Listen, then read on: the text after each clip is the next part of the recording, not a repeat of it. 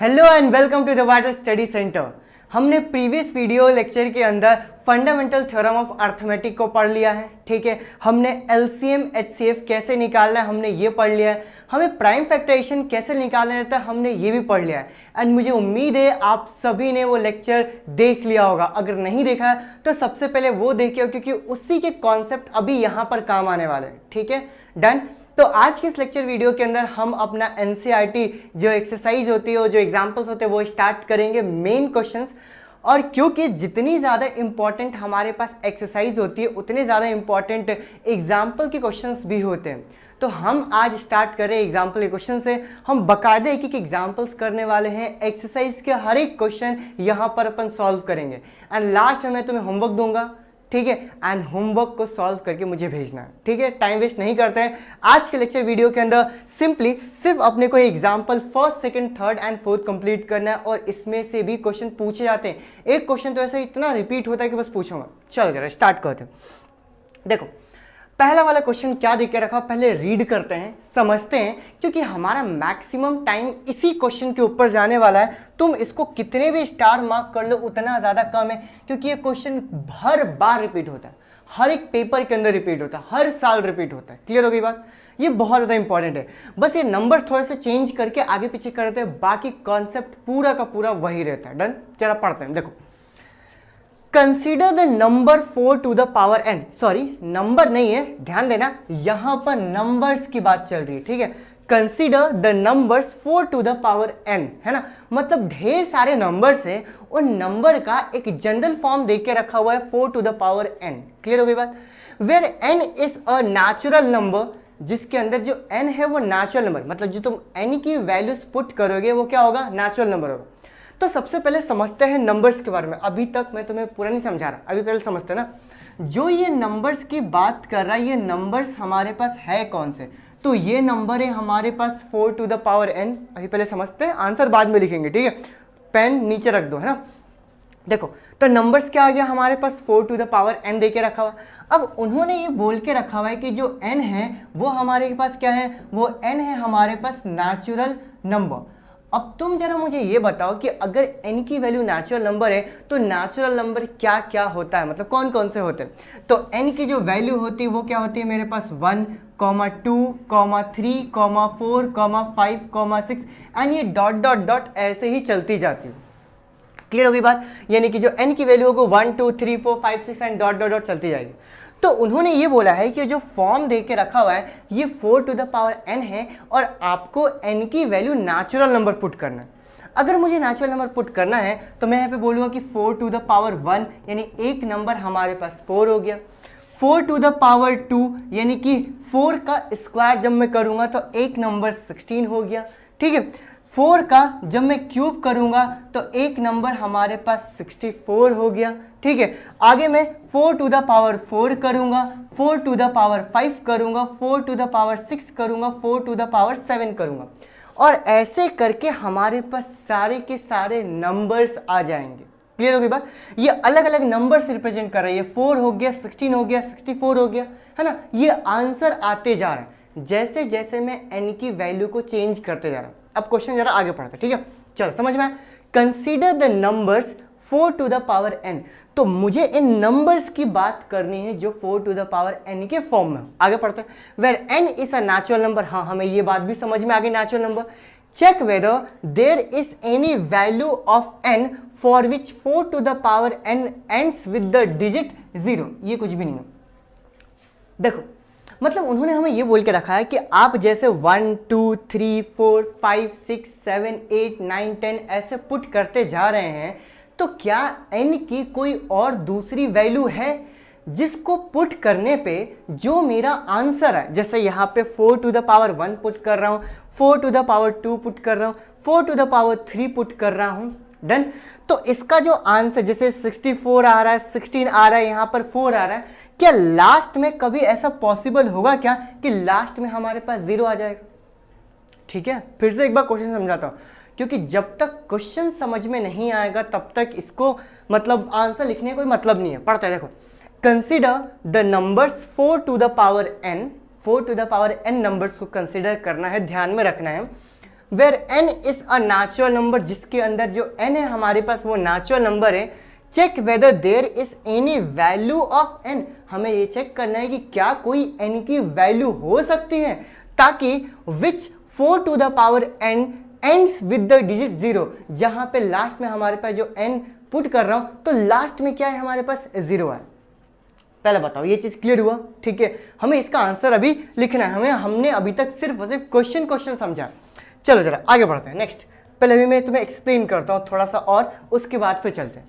पहले अपन ये देखते हैं कि जो हमारे पास नंबर्स होते हैं जिसके लास्ट में 10 होता है, ठीक है, जैसे मैं ले लेता हूं हमारे पास 10 हो गया, या फिर 20 हो गया, या 30 हो गया, या फिर हमारे पास 100 हो गया, या फिर और कोई नंबर्स बताओ, यही हो सकता है 10 20 30 40 50 60 70 80 90 100, है ना। उसके बाद फिर 110 120 130 140, यही तो होते हैं नंबर जिसके लास्ट में 0 होता है। तो अगर मैं इनकी प्रॉपर्टी को समझने जाता हूं कि ऐसी इनमें क्या खासियत है कि लास्ट में हमारे पास 0 आ रहा है, तो हमें फंडामेंटल थ्योरम ऑफ अर्थमेटिक ये कहता है कि जितने सारे कंपोजिट नंबर रहते हैं वो कंपोजिट नंबर्स जो हैं उनको मैं प्राइम नंबर के मल्टीप्लाई यानी कि प्रोडक्ट के फॉर्म में कन्वर्ट कर सकता हूं। मतलब ये जो नंबर्स आए हैं 10 20 30 100, थोड़ा सा उल्टा सोचते हैं, ये मैंने प्राइम नंबर्स को ही तो मल्टीप्लाई करके लेके आया हूं। अब तुम जरा मुझे बताओ कि प्राइम नंबर्स कौन से होते हैं, जैसे 2 हो गया, 3 हो गया, ठीक है, उसके बाद फिर 5 हो गया, उसके बाद 7 हो गया, उसके बाद 11 हो गया, 13 हो गया, ऐसे डॉट डॉट डॉट करते जाएगा।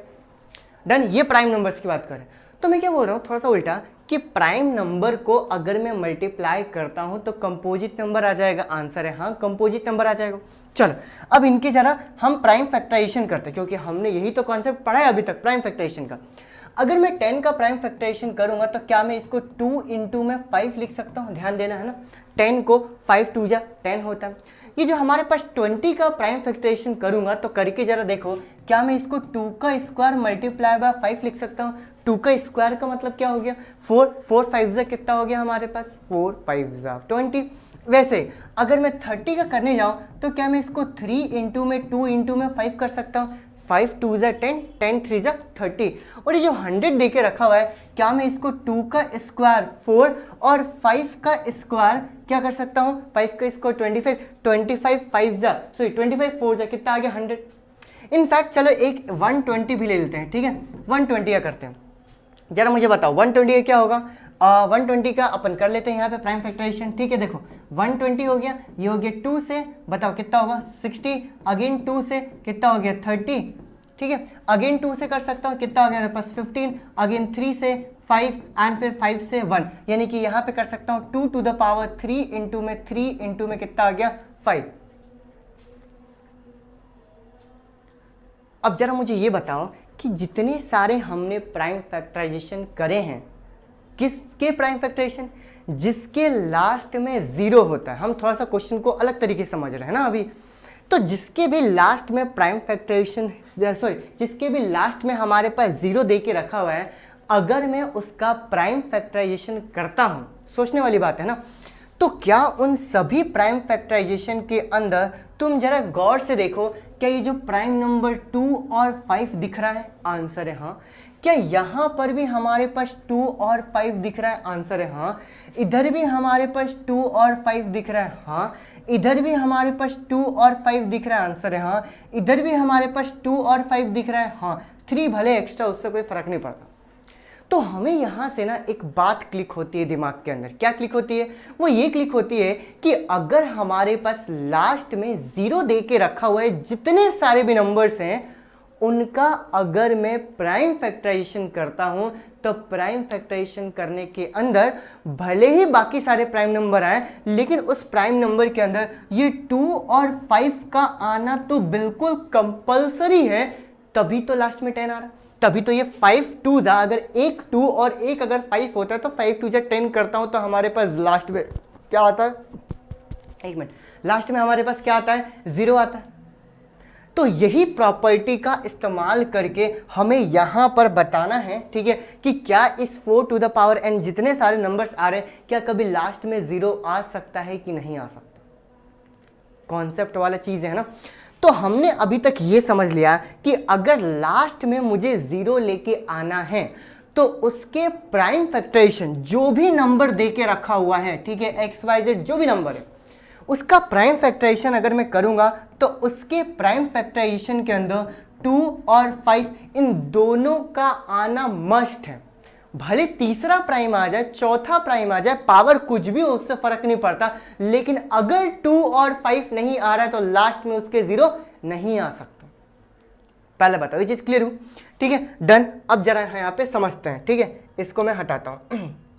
देखो, तो अब मैं तुम्हें यहां पे क्या बोल रहा हूं कि अगर हमारे पास, अरे पूरे हेड के क्या, ये 4 टू द पावर n था, ठीक है, इधर भी 4 टू द पावर n, तो अगर मैं तुम्हें ये बोलता हूं कि हमारे पास 4 टू द पावर n दे के रखा हुआ है, तो अगर मैं इसका प्राइम फैक्टराइजेशन करता हूं इस नंबर का, क्योंकि एक तो पावर में ऑलरेडी n है, अगर मैं 4 का प्राइम फैक्टराइजेशन करूंगा तो क्या 2 का स्क्वायर लिख सकता हूं? तो मैंने बोला 2 का स्क्वायर कर दिया एंड इसके पावर में n, तो आंसर मेरे पास क्या आ गया, 2 टू द पावर 2n।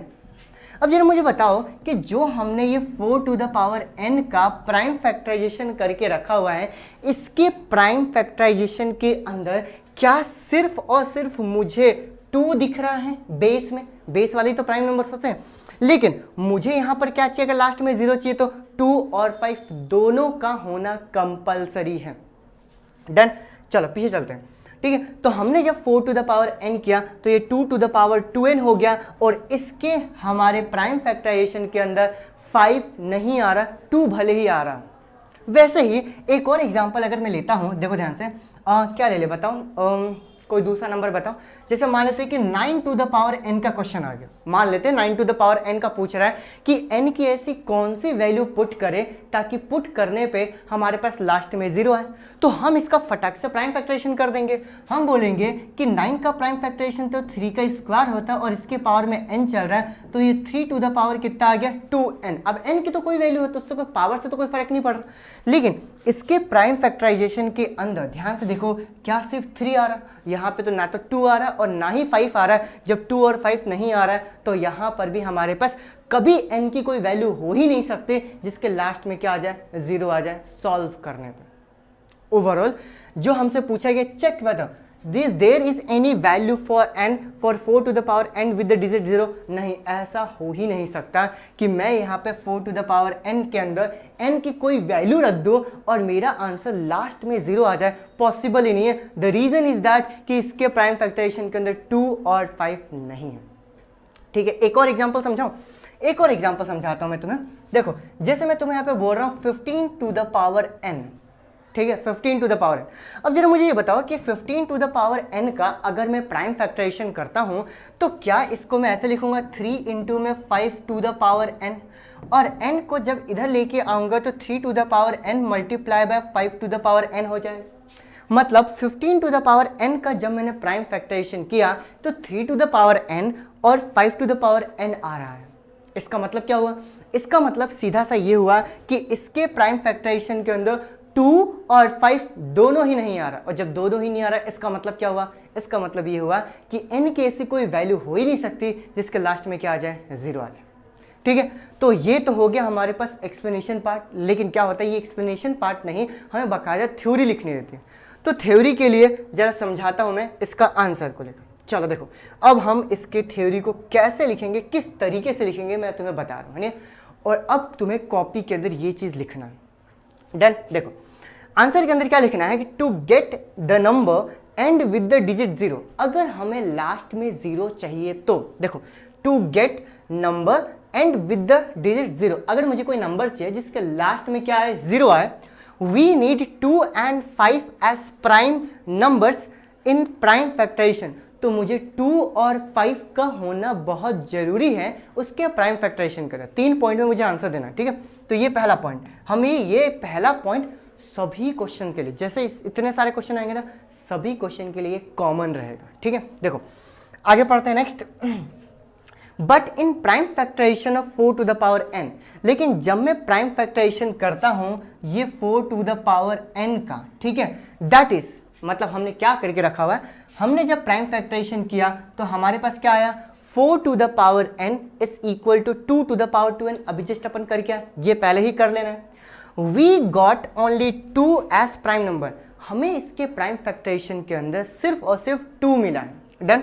आगे therefore there exist no natural number n, इसका मतलब क्या कि हमारे पास n की कोई नेचुरल नंबर नहीं रहेगा for which 4 to the power n ends with the digit 0। ठीक है, और 3 लाइन के अंदर हमें अपना आंसर खत्म करना है। ठीक है, जल्दी इसको लिखो, है ना, पॉज करके लिखो इसका आंसर, है ना। अब अगर ऐसे जितने सारे भी क्वेश्चन आए, जितने सारे क्वेश्चन आए, अभी मैं तुम्हें होमवर्क में यही इसी टाइप के क्वेश्चन देने वाला हूँ। ठीक है, तो अगर ऐसा क्वेश्चन आता है तो तुम्हें यही 3 पॉइंट में आंसर देना। फर्क कहाँ आएगा? फर्क बस इस पूरे के अंदर एक तो यहां पर चेंज होगा और एक तो यहां पर चेंज होगा जो क्वेश्चन देके रखा हो, बाकी एज इट इज पूरी की पूरी लाइंस याद करनी है। देखो नॉर्मली मैथ्स के अंदर कुछ याद करने लायक होता नहीं है, लेकिन यहां पर तुम्हें ये थोड़ा सा लर्न करना है क्योंकि ये थ्योरी वाला थोड़ा बहुत चैप्टर चल रहा है। डन। देखो तो हमने यहाँ पे बस ये समझ लिया, पहले लाइन के अंदर क्या बोला कि प्राइम फैक्टराइजेशन के अंदर 2 और 5 का होना जरूरी है, ये सभी के अंदर कॉमन रहेगा। हमने प्राइम फैक्टराइजेशन करके बता दिया कि देखो भैया इसके अंदर 2 आ रहा है लेकिन 5 नहीं आ रहा। अब किसी किसी केस में 5 आएगा लेकिन 2 नहीं आएगा, तो वहां पे लिखना पड़ेगा कि 5 आ रहा है लेकिन 2 नहीं आ रहा। लेकिन इसीलिए क्या हो रहा है कि n की कोई ऐसी वैल्यू नहीं है ताकि 4 टू द पावर n की वैल्यू क्या है? 0 है। देखो ये क्वेश्चन ना मैं जितना ज़्यादा एक्सप्लेन कर रहा हूँ ना उतना कम पड़ जाएगा, सीरियसली बता रहा हूँ। अगर नहीं समझ में आना, ये है थोड़ा सा लेवल वाला क्वेश्चन है, तो इसको रिपीट मोड में देखना है। ठीक है, क्योंकि ये बहुत बहुत बहुत वेरी इंपॉर्टेंट क्वेश्चन है। डन। चल आगे बढ़ते जा नेक्स्ट क्वेश्चन की तरफ। ठीक है, अब तो हमारे पास बस छोटे छोटे क्वेश्चन बचे हुए हैं आज के लिए। ठीक है, बस इतना काफ़ी है। Find the LCM and HCF of 6 and 20 by prime factorisation method. क्या हम ये क्वेश्चन कर चुके हैं? हाँ कर चुके हैं। तो फटाफट अपनी कॉपी के अंदर लिखो और करना स्टार्ट करो। मैं भी इधर करता हूँ। ठीक है, चलो 6 का अगर मैं प्राइम फैक्टराइजेशन करूंगा तो मेरे पास 2, 3 और यहाँ पे 3 and 1। अगर मैं 20 का प्राइम फैक्टराइजेशन करूंगा तो 2 से कितना आ गया मेरे पास 10, 2 से कितना आ गया मेरे पास 5 and 5 से कितना आ गया मेरे पास 1। अब अगर मैं यहाँ पर LCM HCF निकालता हूँ तो सबसे पहले 6 का लिखेंगे 2 मल्टीप्लाइड बाय 3 है, एंड 20 का अगर मैं लिखने जाऊँ तो 2 का स्क्वायर मल्टीप्लाई बाय 5 है। अगर मैं यहाँ पर LCM लिखने जाऊँगा तो LCM के लिए क्या चाहिए? मुझे सारे के सारे प्राइम नंबर चाहिए। सारे प्राइम नंबर जरा मुझे बताओ। तो ये हो गया 2 मल्टीप्लाई बाय 3, ठीक है, मल्टीप्लाई बाय 5। L से मुझे लो याद रखना है तो मुझे हाई पावर चाहिए। अच्छा, अब अगर कल की वीडियो नहीं देखी तो ये समझ नहीं आ रहा होगा, तो कल की वीडियो पहले देखना। तो यहाँ पे 2 का हाई पावर देखूंगा तो कितना आ गया स्क्वायर, 3 का हाई पावर 1 एंड 5 का पावर 1। तो 2 का स्क्वायर जब मैंने किया तो 2 का स्क्वायर कितना आ गया मेरे पास 4 मल्टीप्लाइड बाय 3 मल्टीप्लाइड बाय 5। 5 4 जा कितना आ गया मेरे पास 20, एंड 20 का मल्टीप्लाई 3 से करूंगा तो कितना आ गया मेरे पास 60। ये क्वेश्चन आइए कर चुके हैं, कल मैंने एक्सप्लेन किया था। ठीक है, आगे चलते हैं। अगर मुझे यहाँ पर HCF निकालना है तो मुझे कॉमन प्राइम चाहिए। कॉमन प्राइम कितना आ गया मेरे पास 2। जैसे मेरे पास कॉमन प्राइम 2 आया तो हाई से मुझे लो पावर चाहिए, तो लो पावर कितना आ गया 1। तो इसका हमारे पास HCF कितना आ गया 2। आसान सा क्वेश्चन था जो एग्जाम्पल में देके रखा हुआ है, और मुझे उम्मीद है तुमने कर लिया होगा मेरे साथ साथ स्पीड में। आगे बढ़ते हैं नेक्स्ट क्वेश्चन की तरफ। Find the HCF of the 96 and 404 by the prime factorization method, hence find their LCM है। देखो ध्यान से, सबसे पहले मुझे HCF फाइंड आउट करना है और इस HCF की मदद से मुझे LCM फाइंड आउट करना है। ये जरा ध्यान रखना क्या बोल रहा हूँ। पहले मुझे देखो फाइंड द HCF इन दोनों का by prime factorisation method, hence find the LCM। तो वो कॉन्सेप्ट लगेगा LCM इंटू HCF वाला। चलो करते हैं पहले। तो 96 का अगर मैं प्राइम फैक्टराइजेशन करने जाऊंगा तो मेरे पास 2 से 2 4 जा 8, 2 8 जा 16, 2 से करूंगा तो यहाँ पे 24, 2 से करूंगा तो कितना आ गया 12, 2 से करूंगा तो कितना आ गया 6, 2 से करूंगा तो कितना आ गया 3, एंड 3 से करूंगा तो कितना आ गया 1। वैसे ही 404 का अगर मैं यहाँ पर करने जाऊंगा तो 2 से करूंगा तो कितना आ गया 202, फिर अगेन 2 से करूंगा तो कितना आ गया 101, एंड 101 भी, ठीक है, 101 भी हमारे पास एक प्राइम नंबर होता है। तो ये आ गया मेरे पास 1। अब मैं फटाफट इनको 1 बाय 1 एक के नीचे एक लिखता हूं। देखो जब मैं 96 का करूंगा तो 96 का क्या आ गया 2 टू द पावर कितना है 1 2 3 4 5, 2 to the power 5 multiplied by 3। Clear हो गया है ना। एंड दूसरा जब मैं 404 का करूंगा तो 404 का क्या है 2 का पावर स्क्वायर मल्टीप्लाइड बाय 101। अब अगर मुझे यहाँ पर HCF कैलकुलेट करना है, ध्यान देना, यहाँ पर अगर मुझे HCF कैलकुलेट करना है तो मुझे कॉमन प्राइम चाहिए। कॉमन प्राइम कितना आ गया तो कॉमन प्राइम आ गया मेरे पास 2। कॉमन प्राइम 2 के बाद h से हाई आता तो मुझे लो पावर चाहिए, इसका लो पावर कितना आ गया स्क्वायर, तो 2 का स्क्वायर हमारे पास, इसका आंसर कितना आ गया 4। समझ में आया? h से आगे बढ़ते नेक्स्ट। अब मुझे अब मुझे एलसीएम निकालना है, लेकिन जो एलसीएम है ना वो प्राइम फैक्टराइजेशन मेथड से नहीं निकालना है। क्वेश्चन के लैंग्वेज को समझा करो। हमें कैसे निकालना है, हमें वो क्या बोलते हैं रिलेशन से निकालना है। ठीक है, चलो रिलेशन क्या था हमारे पास, HCF multiply by LCM is equal to A into में B। अब तुम जरा मुझे बताओ कि हमारे पास HCF की वैल्यू कितनी है। HCF की वैल्यू हमने निकाला है 4, LCM हमें कैलकुलेट करना है, और A इंटू बी यानी कि दोनों नंबर्स कौन कौन से, दो नंबर से मेरे पास 96 मल्टीप्लाइड बाय 404। अब अगर यहाँ पर LCM लिखूंगा तो हो गया 96 मल्टीप्लाइड बाय 404 अपॉन में 4, ये 4 से कैंसिल करूंगा तो 101 आ गया। डन। अब मुझे यहाँ पर लिखता हूँ मैं LCM इज इक्वल टू, मुझे मल्टीप्लाई करना है 96 इंटू में 101, और मल्टीप्लाई करूँगा तो कितना आ गया 96, इसका क्या आ गया LCM, और ये हो गया अपना आंसर। क्लियर होगी बात? समझ में आ रहा है क्या बोलना चाह रहा हूँ? ठीक है, चलो ये हो गया हमारे पास एग्जाम्पल नंबर 3। अब एक और एग्जाम्पल बचा हुआ है, एग्जाम्पल नंबर 4, इसको हम कंप्लीट करते हैं। Find the HCF and LCM of the 672 and 120 using the prime factorization method। देखो अब यहाँ पे LCM HCF दोनों निकालना है। अब ये जो दोनों निकालना है वो दोनों के दोनों अब यहाँ पे प्राइम फैक्टराइजेशन मेथड से निकालना है। डन, चलो जरा करते हैं। ये हो गया मेरे पास 6 का जब मैं करने जाऊंगा तो ये हो गया मेरे पास 2, 3 and 3, 1। डन। 72 का जब मैं करने जाऊंगा तो ये हो गया 2 से, 2 3 जा 6, 2 6 जा 12, अगेन 2 से करूंगा तो कितना आ गया 18, 2 से करूंगा तो ये हो गया मेरे पास 9, फिर 3 से करूंगा तो 3 एंड 3 से करूंगा तो कितना आ गया 1। अगर मैं यहाँ पर 120 का करने जाऊंगा तो ये 2 से, ये हो गया मेरे पास 60, ये 2 से कितना हो गया 30, अगेन 3 से, सही कर रहे हैं ना 10, एंड अगेन अच्छा 2 से वापस से कर सकते थे, 2 से ये कितना हो गया 5, नो इशू, एंड 5 से कितना आ गया मेरे पास 1। अब यहाँ पर तीनों के तीनों 1 बाय 1 लिखते हैं। ठीक है, और इसका आंसर निकालते हैं। देखो जब मैं यहाँ पे 6 का करूँगा तो क्या आ गया 2 मल्टीप्लाइड बाय 3, मेरे हिसाब से कर रहे होगे साथ साथ मेरे, या फिर कल भी ये क्वेश्चन कर लिया था अपन ने। 72 का जब मैं करूँगा तो ये 1 2 3, ये 2 टू द पावर 3 हो गया, multiply by 3 to the power 2 हो गया। डन। और अगर मैं 120 का करूँगा तो 2 का पावर कितने हैं, देखो 1 2 3, 2 to the power 3 multiplied by 3 and 5, ये हो गया 3 मल्टीप्लाइड बाय 5। ये कल भी मैंने तुम्हें एक्सप्लेन किया था लेकिन एग्जाम्पल में आ गया तो अपन कर लेते हैं। डन। चलो देखो, तो अगर मैं यहाँ पर LCM कैलकुलेट करने जाऊँगा, चेंज करते हैं भैया, दूसरा आ जा। चलो LCM अगर मैं कैलकुलेट करने जाऊँगा तो LCM के लिए मुझे क्या चाहिए, मुझे सारे के सारे प्राइम नंबर चाहिए। तो मैंने यहाँ पर 2 भी ले लिया, मैंने यहाँ पर 3 भी ले लिया, और मैंने यहाँ पर 5 भी ले लिया, और मुझे हाई पावर चाहिए। हाई पावर का मतलब क्या, 2 का हाई पावर कितना है 3 है, 3 का हाई पावर कितना है 2 है। डन। एंड 5 का हाई पावर कुछ नहीं है तो कितना आ गया 1, तो 2 का क्यूब करूँगा तो मेरे पास कितना आ गया 8। डन। 3 का स्क्वायर करूँगा तो 3 का स्क्वायर करूँगा तो कितना आ गया मेरे पास 9, सही कर रहे हैं अपन। एंड ये हो गया मेरे पास 5, 8 5 जा 40 मल्टीप्लाइड बाय 9 एंड 9 4 जा 36, ये हो गया मेरे पास 360 इसका आंसर। नाउ HCF निकालने के लिए हम यहाँ पर क्या करेंगे, तो ये हो गया हमारे पास HCF। अब तुम जरा मुझे ये बताओ कि HCF निकालने के लिए हम क्या करते हैं। तो HCF के लिए मुझे यहाँ पे कॉमन प्राइम चाहिए। अगर मैं कॉमन प्राइम देखने जाऊँगा तो यहाँ पर मुझे 2 दिख रहा है एंड 3 दिख रहा है एज एन कॉमन प्राइम। इस कॉमन प्राइम के अंदर अगर मैं देखूं तो मुझे H से हाई आता है तो मैं क्या लूँगा लो पावर। तो जब मैं 2 का लो पावर देखूंगा तो 2 का लो पावर यहाँ पर 1 हो गया, एंड 3 का लो पावर क्या आ गया, 3 का लो पावर भी 1 हो गया, तो ये हो गया 2 3 जा 6, यानी कि हमारे पास यहाँ पे HCF इसका कितना आ गया 6। एंड अब बारी आती है हमारे होमवर्क की। होमवर्क बहुत ज़्यादा इंपॉर्टेंट है, ठीक है। मैंने तुम्हें जो फर्स्ट वाला क्वेश्चन करवाया है उसी फर्स्ट क्वेश्चन के ऊपर मैंने तुम्हें ये 2 क्वेश्चन दिए हैं। एक 15 टू द पावर n, देखो 15 टू द पावर मैंने तुम्हें एक्सप्लेन भी किया था, and 12 to the power n। इसको तुम्हें अपनी कॉपी में एज एन होमवर्क लिखना है क्वेश्चंस, एंड करके मुझे सेंड करना है, ठीक है। डन। तो तुम्हें PDF बनाना है एंड PDF बना के इस नंबर पर सेंड करना है, और आज के भी क्वेश्चंस करना है, नेक्स्ट वीडियो लेक्चर के अंदर हम लोग स्टार्ट करेंगे क्या, मेन एक्सरसाइज 1.1, ठीक है।